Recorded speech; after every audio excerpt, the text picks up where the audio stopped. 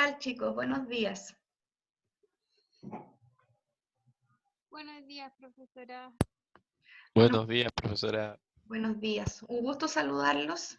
Vamos a comenzar la clase. Veo que ya se están conectando.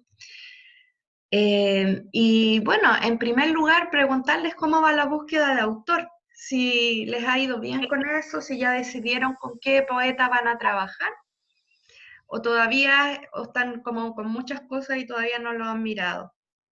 Yo ya lo mandé, me respondió ayer Catalina. ¿Catalina se llama? Sí.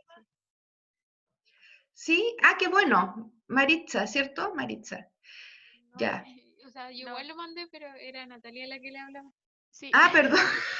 Es que vi dos cuadros así prendidos a la vez, como dos cuadros verdes, no sabía cuál era. Natalia los mandó, ya, y la Maritza lo envió. Ya, perfecto. Bueno, espero entonces que la cosa vaya bien, que apenas tengan su poema puedan ponerse a trabajar y que vayamos junto con las clases. O sea, en medida que es cierto que vayamos ensayando, por ejemplo, el conteo de sílabas métricas, que ustedes lo puedan llevar inmediatamente a su poema, ¿cierto? Y vamos a la par. Entonces luego vemos acentuación y también vamos acentuando el texto cuando. Entonces, llegado el momento, ¿cierto? Ir trabajando todo el mes y luego los últimos días se pasa en limpio y se sacan las conclusiones y se envía. O sea, la idea, ¿cierto?, es que sea un trabajo que durante el mes, ¿cierto?, lo vayan haciendo porque van a tener más fresca la materia en el momento de la clase. Y entonces ya ahí queda el momento para aplicarlo a su poema, ¿no? Es llevarlo inmediatamente ahí al ejercicio. Bueno, siguiendo con el asunto de la métrica, ya hoy día vamos a ver dos cosas. Una, ¿cierto?, es lo que tiene que ver con los nombres de los versos. Y la otra, quiero mostrarles brevemente un poeta, ¿cierto?, que justamente ya les hablé de la conferencia, ¿cierto?, del lunes, de Raúl Zurita. Entonces quiero que revisemos un poquitito eso un poco para introducir, ¿no?, lo que podría ser la charla. Yo en realidad no sé qué vaya a decir la profesora en la charla, pero por lo menos, ¿cierto?, hablarles de un libro que por lo menos a mí me gusta mucho y que podamos conversar también sobre eso, ¿ya? Entonces voy a compartir pantalla con una guía que yo luego les voy a colocar en el EVA, ¿cierto? Así como les puse en los PPT. Y aquí vamos ya a entrar en materia, ¿cierto? ¿Qué es lo que pasa con la métrica en cuanto a la clasificación de los versos? ¿Cierto? Los versos se clasifican de acuerdo al número de sílabas y reciben un nombre de acuerdo a eso, ¿ya? Entonces yo ya no digo más el verso de 11 sílabas, digo el endecasílabo. Entonces, los invito a ir internalizando este nuevo vocabulario, ¿ya? Para que en su trabajo ustedes puedan usar toda esta nomenclatura. Es decir, que puedan trabajar desde el punto de vista técnico y profesional el análisis lírico, ¿ya? Entonces, darle el nombre a las cosas que tienen. Entonces, bueno, podemos decir que según el número de sílabas, hay versos simples y compuestos, ¿ya? ¿Cuál es el verso simple? El que tiene un solo verso. ¿Y cuál es el compuesto? El que tiene dos. Entonces ustedes me pueden decir, pero ¿cómo un verso va a tener dos versos? Sucede que hay versos que se componen de dos versos chicos, ¿ya? Y eso sucede a partir de las 12 sílabas métricas, ¿ya? Cuando un verso tiene 12 sílabas, ya no es simple, es compuesto. Es tan fácil como eso. O sea, yo considero a los simples de 2 a 11 sílabas métricas y los compuestos de 12 en adelante, ¿ya? Todos los que van de 11 en adelante, ¿cierto? Que por lo menos en español llegan hasta las 22 sílabas métricas. No descartando que pudiese haber quizás algún poema, ¿cierto?, escrito en métrica y que no haya sido clasificado, ¿ya? Pero digamos, si ustedes me dicen hasta dónde llegan las sílabas métricas, los métricos clasifican, ¿cierto?, hasta las 22 sílabas. O sea, es decir, justamente por el tema del endecasílabo. El endecasílabo es el simple, entonces si yo sumo 11 más 11 me da 22. Entonces, un verso de 22 sílabas es un verso compuesto de dos endecasílabos, de dos versos de 11 sílabas, ¿ya? Por eso es muy importante aprender a contar, porque si yo no cuento bien, después le pongo un nombre al verso que el verso no tiene, ¿cierto? Está como todo malo después, ¿ya? Entonces, por lo mismo, el conteo es súper relevante. Ahora, en cuanto a los versos simples, es decir, los que van de 2 sílabas a 11, los versos pueden ser de arte menor o de arte mayor. Y también esto tiene un número específico.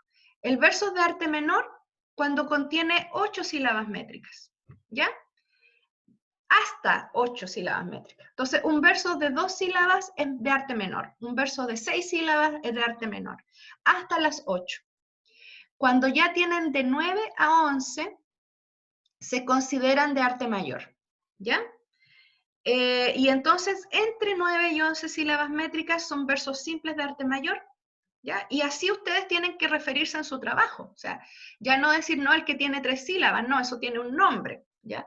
Y es un verso además de arte menor, si tiene 3 sílabas. Entonces, por lo mismo, el vocabulario, ¿no? Muy importante.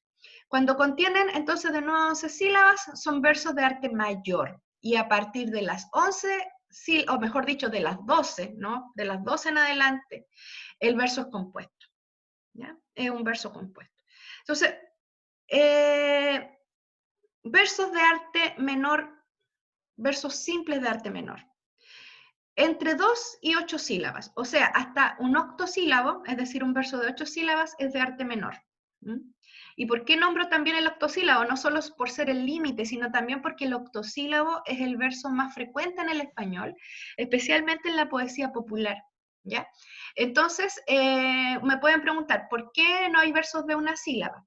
El verso monosílabo no existe, porque siempre la última sílaba va a ser forzosamente oxítona o aguda. Ya recordemos que todos los monosílabos se acentúan, ¿no? Por ejemplo, yo digo pan, o digo sal, o digo fe, llevan la carga de voz está en esa sílaba.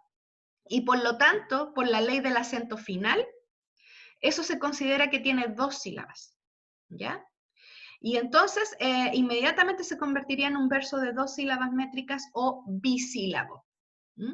Entonces, por ejemplo, aquí hay un poeta, también, ¿cierto? Yo les recomiendo la lectura de César Vallejo, poeta peruano, que tiene 2 etapas muy marcadas, César Vallejo. Tiene una etapa modernista, Los Heraldos Negros, que es una poesía muy métrica, pero luego con su libro Trilce,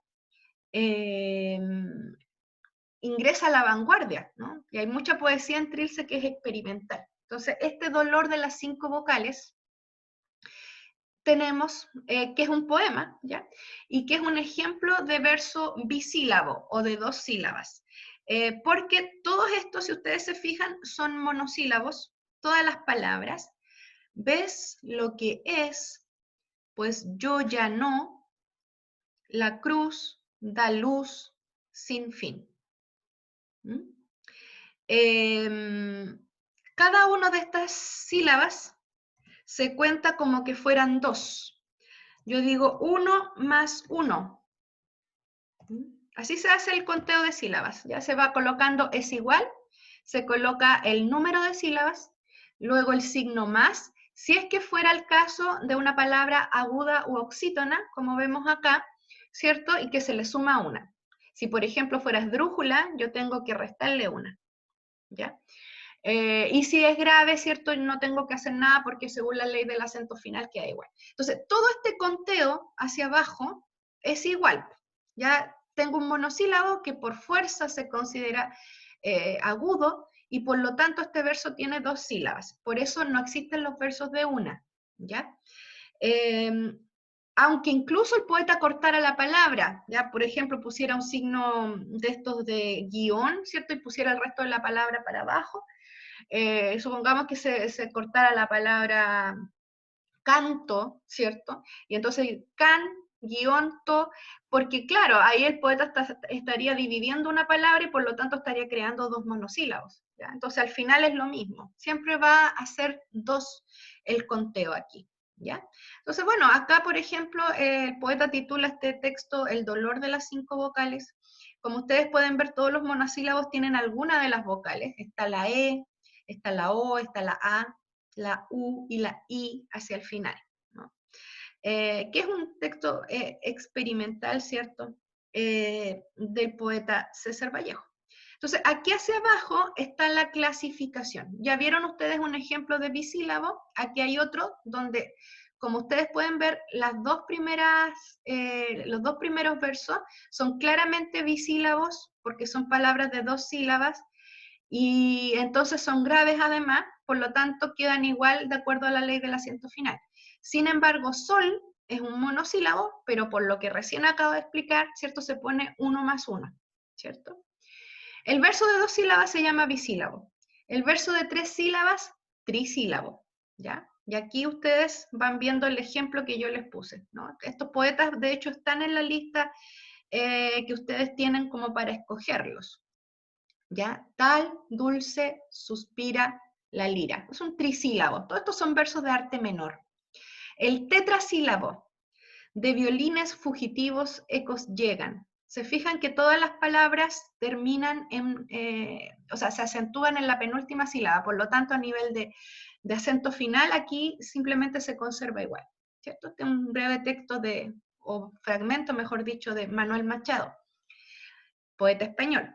Luego, ¿cierto? El pentasílabo. Acá tenemos a García Lorca, que ya hemos comentado algunos textos, ¿cierto?, de él en clase. Entonces tenemos Blanca Tortuga. Fíjense que todas las palabras son graves. A eso tienen que estar pendientes cuando cuenten, ¿ya? Porque si la palabra no es grave, o se le suma o se le resta.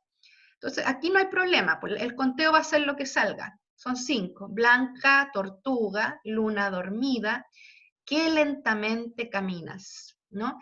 Pentasílabo hasta las 3 primeras, ¿no? Acá tenemos que caminas aquí hay 3 sílabas métricas, pues este es un trisílabo.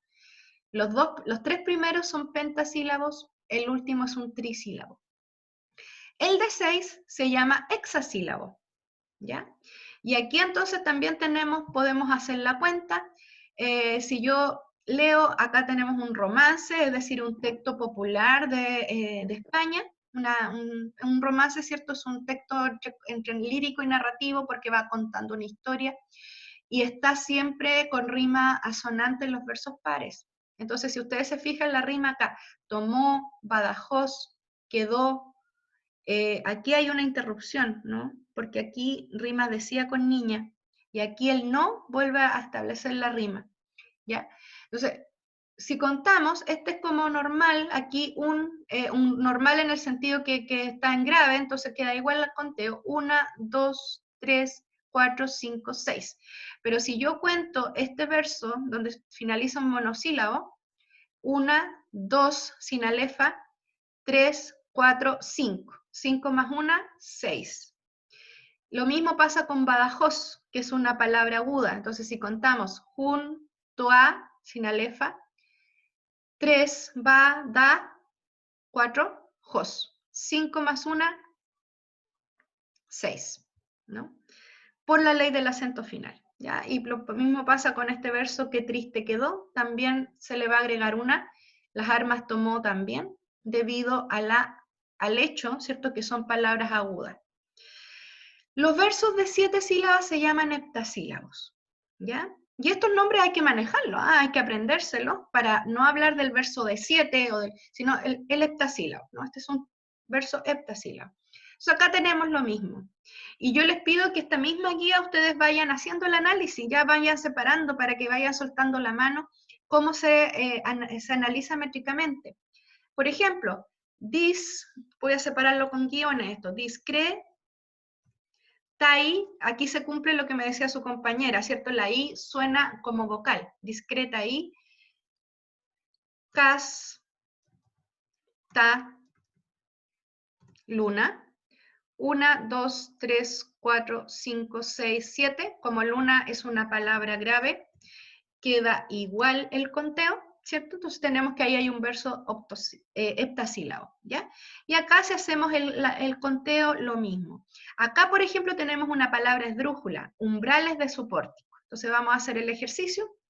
1, 2, 3, 4, 5, 6, 7, 8.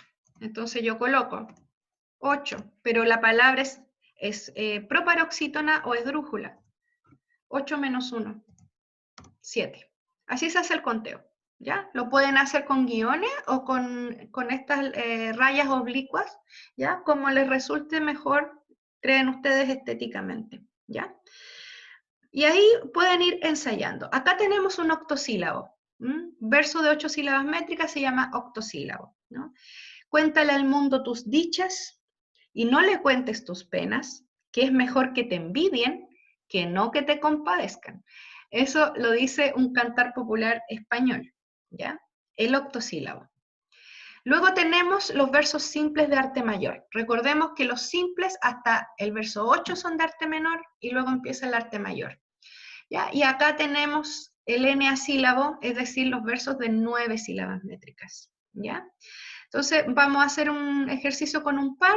Recordemos mirar siempre la última palabra. Tesoro es grave, por lo tanto en la cuenta me va a quedar igual. Pero ya volver es aguda, por lo tanto se supone que yo tendría que sumar una, ¿no? 1, 2, 3, 4, 5, 6, 7, 8, ¿no? Entonces, 8 más 1 es igual 9, ¿ya? Y ahí tenemos un eneasílabo, ¿ya? Y probablemente estos que están acá son, van a dar las 9 sin agregar ni tomar, porque finalmente tesoro es grave, lloro es grave, querer es aguda, entonces probablemente se va a repetir lo mismo de este segundo verso que analizamos, ¿no? Es un lindo poema este medio melancólico, ¿no? De Rubén Darío, Canción de Otoño en Primavera se llama, y es bien conocido. Juventud divino tesoro, ya te vas para no volver, cuando quiero llorar no lloro y a veces lloro sin querer.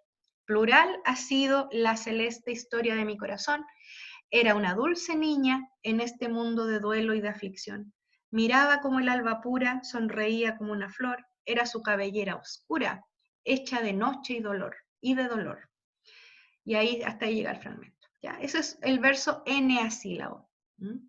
Luego tenemos el decasílabo, de 10 sílabas. ¿Ya? Y acá también un poeta que gusta mucho de todos los recursos métricos, Gustavo Adolfo Bécquer. ¿Ya? Aquí tenemos un pedacito de su rima séptima. Obviamente ustedes ven inmediatamente la diferencia, lo más probable, ¿cierto?, es que los de arriba sean decasílabos y este sea más corto, de hecho parece que es la mitad, ¿no? Y entonces acá hacemos el conteo, les va a dar 10, por ejemplo, el primero del 2, 3, 4, 5, 6, 7, sin alefa, ¿no? 8, 9 y 10. Y entonces ahí tenemos las 10. Mientras que este es más chiquitito, ¿no? Y entonces aquí, fíjense en esto, veíase el arpa, veíase el arpa. No es, será una sinalefa, si el acento está marcado, yo creo que es un hiato, porque el acento de la I es muy fuerte, veíase. 2, 3, ahí sí, veíase el 4, 5, 6. 1, 2, 3, 4, 5, 6. Este es un hexasílabo, ¿no? Los demás son decasílabos. Luego viene el endecasílabo, el de 11 sílabas, que ustedes saben que es el de los sonetos, ¿no? Y aquí un juego también lingüístico de Lope de Vega, él fíjense que hace un soneto con el tema del soneto, entonces esto sería una poesía, una metapoesía, o sea, la poesía hablando de la poesía. Fíjense, un soneto me manda a ser Violante, Violante tiene que haber sido una amiga de él, ¿cierto? Que en mi vida me he visto en tal aprieto, 14 versos dicen que es soneto, burla burlando van los 3 delante. Yo pensé que no hallara consonante y estoy a la mitad del otro cuarteto, mas si me veo en el primer terceto, no hay cosa en los cuartetos que me espante. Por el primer terceto voy entrando y parece que entré con pie derecho, pues fin con este verso le voy dando. Ya estoy en el segundo y aún sospecho que voy con los 13 versos acabando. Contad si son 14 y está hecho. ¿no? O sea, el soneto trata de escribir un soneto, y él va diciendo en qué momento del poema va. También este soneto es muy, muy famoso, ¿no? De que le habrían mandado a hacer un soneto, que el hablante lírico dice que le parece un aprieto escribir un soneto, y luego va describiendo, ¿cierto?, el proceso de escribir un soneto en el mismo soneto, ¿ya? Entonces, un endecasílabo, ¿cierto?, es un verso de 11 sílabas métricas. Como ustedes se fijan, todos estos versos de Lope terminan en palabra grave. Entonces aquí la ley del acento final indica que esto queda igual el conteo, ¿no? Tenemos luego los versos compuestos, ¿ya? Que están formados por dos versos simples. Entonces, yo tengo 11, ¿no? Entonces, sí, 12 empezarían a juntarse desde 6 hacia arriba, ¿no? Entonces, un dodecasílabo es la suma de dos hexasílabos o de dos versos de 6. Todo verso compuesto, esto es importante, todo verso compuesto tiene en medio una pausa o una cesura, que es lo que yo les había indicado en la clase anterior, ¿cierto? Que los versos compuestos tenían una separación al medio. La separación obviamente va donde termina, en este caso, el hexasílabo, ¿cierto? El dodecasílabo o de 12 se divide en 2 de 6.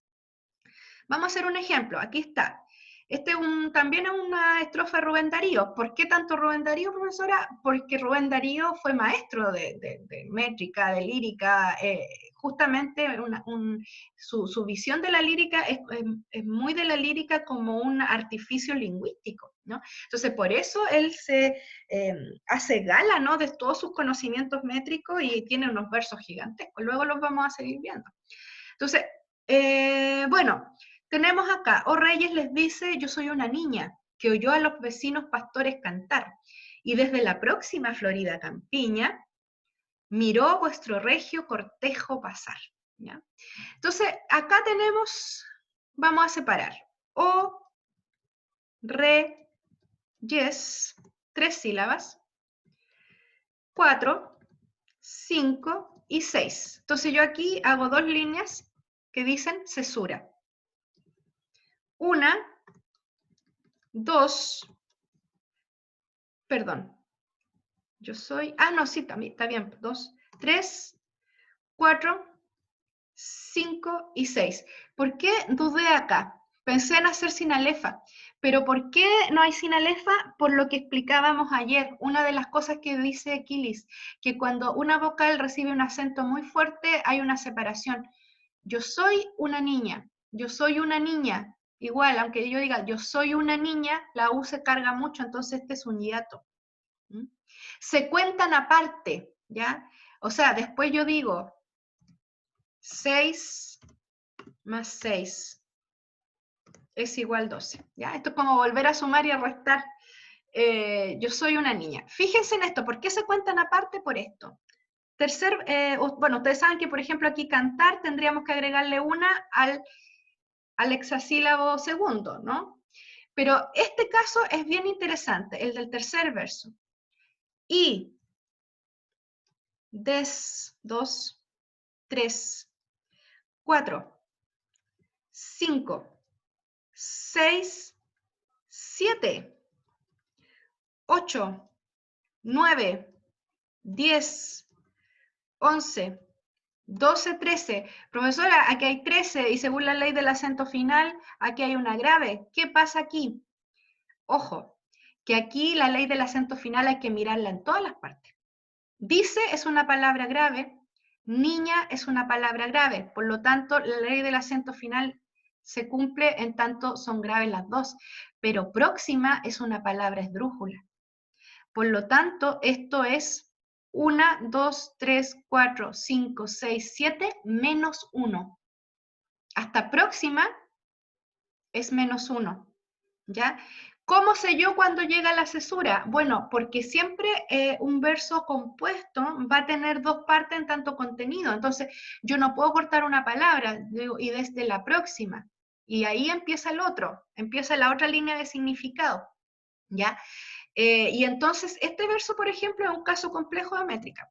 Yo tengo que poner 8 menos 1 es igual 7. Más No, perdón. 7 menos 1.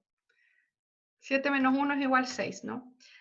1, 2, 3, 4, 5, 6, 7. Claro, 7 menos 1 es igual a 6. Y ahí sí, más 6 es igual a 12. Porque ahí sí, porque campiña es grave, pero próxima es esdrújula. Y aquí está la cesura. Entonces yo digo inmediatamente, la ley del acento final en un verso compuesto hay que mirarla a las dos partes. ¿Ya? Donde termina la cesura y donde termina el verso. Porque son dos versos. Entonces cada cual tiene su ley del acento final. Entonces, ojo aquí. ¿Ya? Y acá, ¿cierto? Nosotros tenemos en realidad, por ejemplo, 1, 2, creo que 2, 3, 4, 5, 6, cesura, 1, 2, 3, 4, 5, pero como pasar es aguda, 5 más 1, 6. Entonces ahí tenemos de nuevo un dodecasílabo, ¿ya? Entonces, ojo aquí con los versos compuestos. Tenemos los tridecasílabos de 13 sílabas métricas, ¿ya? Para no extenderme tanto en tiempo, no voy a hacer como el análisis de todo, si no nos vamos a demorar mucho.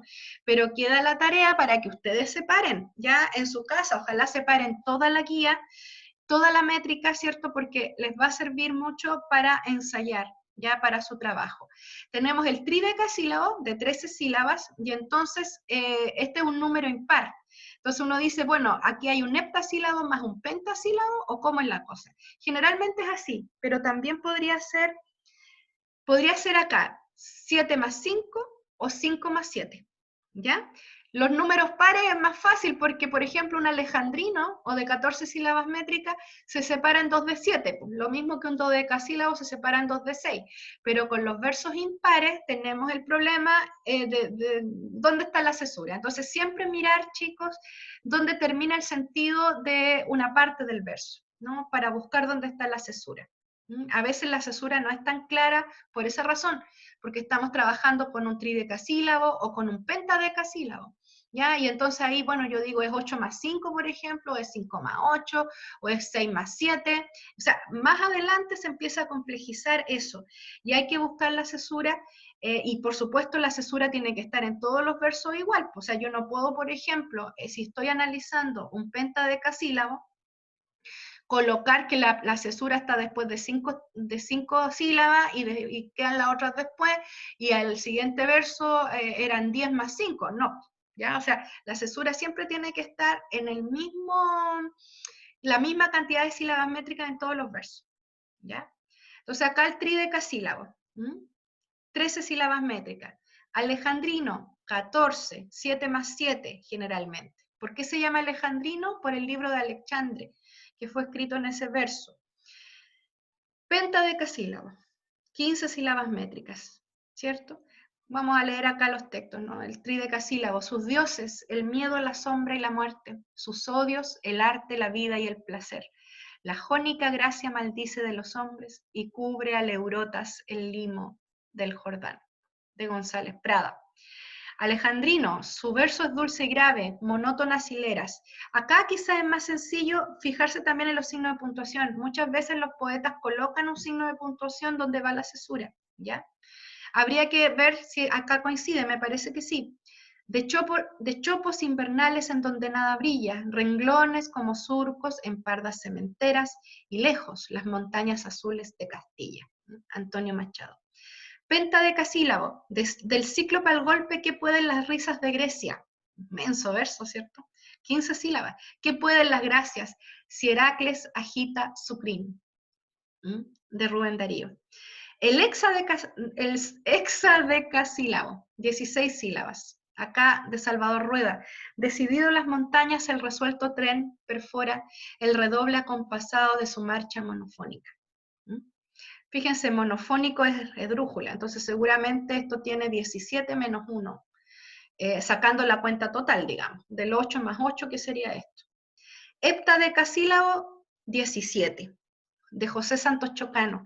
Dios salve al rey del verso, que con su canto de bronce impera, y habla la fabulosa lengua del pájaro y de la fiera, varón de fuertes bíceps, pecho velludo, frente altanera, que desdobla en la India las 4 rayas de su bandera.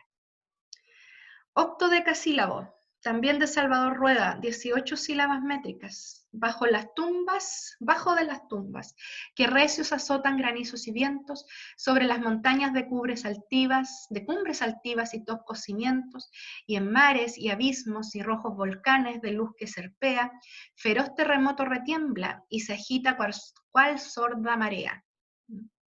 Eneadecasílabo, 19 sílabas, de Julio Herrera y Rising. Los tristes gajos del sauce lloran temblando su inmortal rocío, como estrofas del Prodam lloran las ondas cíngaras del río. Parece un gran lirio la nibia cabeza del viejo patriarca. De 20 sílabas, de Salvador Díaz Mirón. Este paréntesis cuadrado lo puse porque no me alcanzaba para acá todo el verso, pero asoma es del verso primero. Siempre aguijo el ingenio a la lírica. Fíjense, o sea, el contenido también, o sea, de estar haciendo un juego lingüístico. O sea, el poeta muy consciente de que está haciendo un juego lingüístico. Siempre aguijo el ingenio a la lírica y él en vano al misterio se asoma. A buscar a la flor del deseo vaso digno del puro ideal. ¿Quién hiciera una trova tan bella que al espíritu fuese un aroma, un ungüento de suaves caricias con suspiros de luz musical? ¿Ya? Y el verso de 21 sílabas no está tan documentado, o sea, por lo menos en los métricos que yo revisé, no encontré ejemplos de 21 sílabas porque al parecer, si es que existe, es muy poco frecuente, pero sí existe el de 22, ¿ya?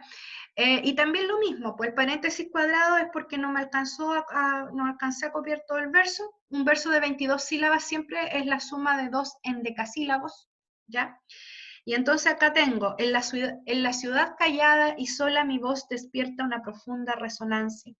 Mientras la noche va creciendo pronuncio un nombre, y este nombre me acompaña. La soledad es poderosa, pero sucumbe ante mi voz enamorada.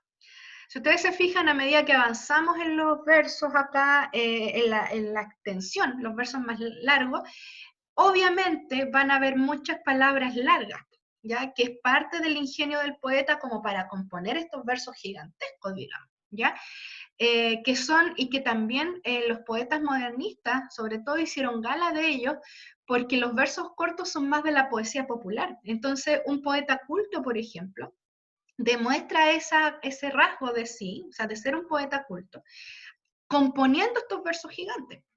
Estos versos, ¿cierto?, que tienen unas palabras gigantescas y entonces que van haciendo un conteo, si hacemos el ejercicio, ¿cierto?, un conteo gigante, ¿no? Ya, pues, entonces, esto, digamos, les pido que lo hagan en su casa, que vayan, ¿cierto?, contando aquí las palabras, las sílabas. Voy a separar acá un verso, podría ser la soledad es poderosa, lo voy a copiar aquí abajo, lo vamos a analizar, este verso largo, ¿no?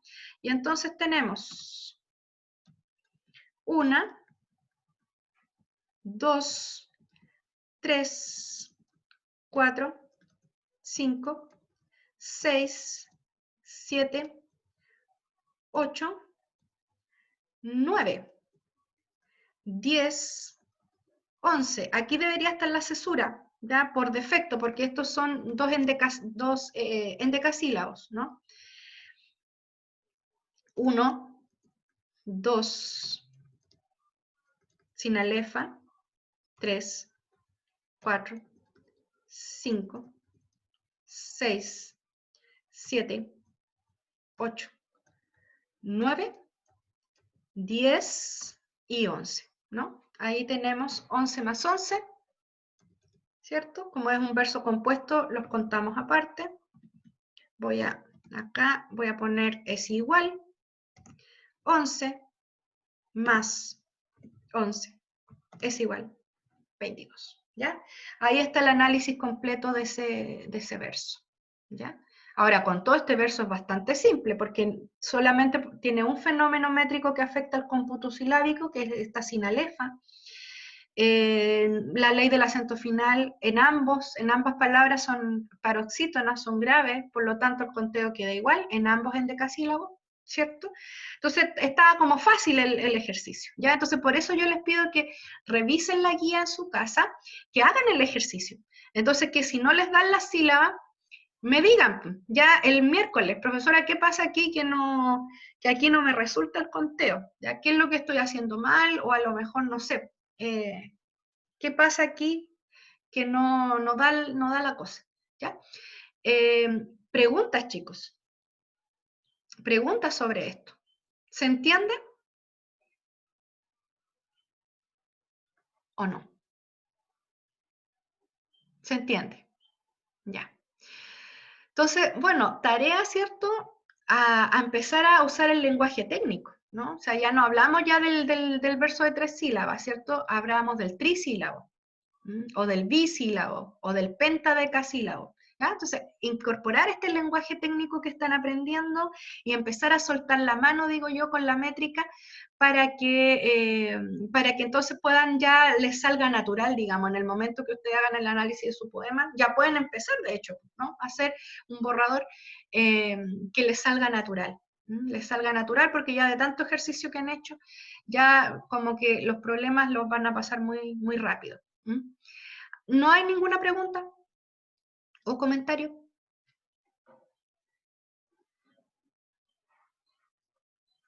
Ya. Bueno, para finalizar la clase en estos minutos finales voy a compartir pantalla con un libro, ¿cierto? Que es de Raúl Zurita, es uno de los libros de él que a mí más me gustan, se llama Canto a su amor desaparecido, es de los años 80, 85, por ahí este texto. Estoy sacándolo de la página de Memoria Chilena. Yo no, me imagino que conocen esta página y que en esta página, de hecho, hay muchos libros de poesía chilena, ¿ya? Escaneados completos. Entonces yo los invito también a revisar la página y empezar a revisar autores, porque aquí hay escaneados libros que hoy en día son inencontrables en librerías, porque las ediciones son muy, a veces de muy pocos ejemplares, entonces sucede, ¿cierto?, que como que se quedan los libros entre los amigos de los poetas o los compradores, digamos, de los que fueron a la presentación del libro, y como que el libro no está, ¿ya? Hay un tema de la circulación de los libros de poesía que generalmente no es buena, ¿ya? Como que se mueven en algunos círculos los textos. Entonces, Memoria Chilena es una muy buena alternativa para que ustedes busquen a poetas que les puedan servir ya pensando en el trabajo final. Por ejemplo, un libro muy inencontrable, estoy pensando en Bobby Sands de Fallece en el muro, ante el muro de Carmen Berenguer, ¿no? Que Carmen Berenguer lo escribe pensando en este caso de este irlandés famoso, ¿cierto? El Bobby Sands, pero en relación, ¿cierto? Como una gran alegoría de lo que estaba pasando en la dictadura chilena, ¿ya?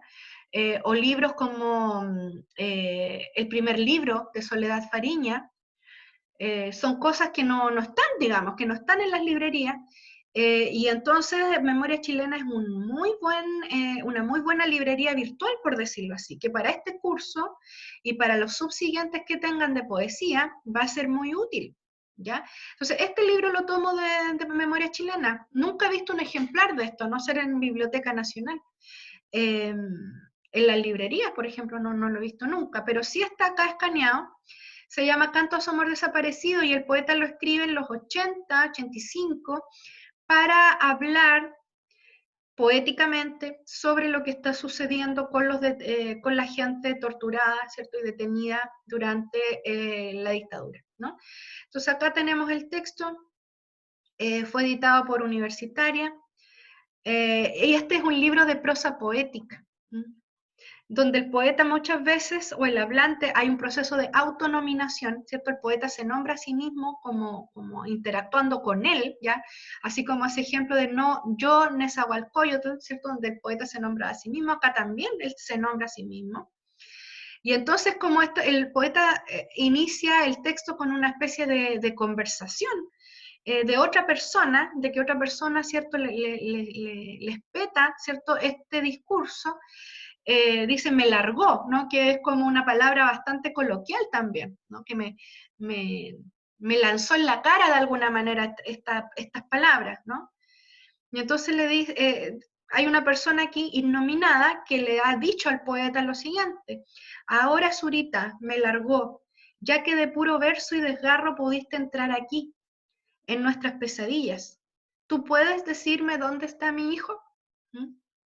Entonces, bueno, inmediatamente, ¿cierto?, viene todo el imaginario de las madres y de las mujeres que buscan a los hombres perdidos, desaparecidos, ¿cierto?, que aún no se sabe dónde están, muchos de ellos, ¿cierto?, la gran mayoría. Luego viene la dedicatoria, o sea, la poesía empieza desde acá, ¿no? Desde el momento en que se crea un imaginario, ¿cierto?, de esta conversación, como una especie de exigencia, ¿no?, de que el poeta busque dónde están estas personas, ¿no? Que le dé una respuesta, ¿no? Esta persona que está hablando con el poeta quiere una respuesta, ¿no? Y entonces, ¿cierto? Acá viene la dedicatoria a la paisa, no sé quién es la paisa en realidad, a las madres de la Plaza de Mayo, ustedes saben quién es, una agrupación argentina, a la agrupación de familiares de los que no aparecen, a todos los tortura, palomos del amor, países chilenos y asesinos, ¿ya? Como los mete, digamos, a todos en el saco, digamos, diciendo que este libro no debería ser ajeno a ninguna de las partes involucradas, ¿sí?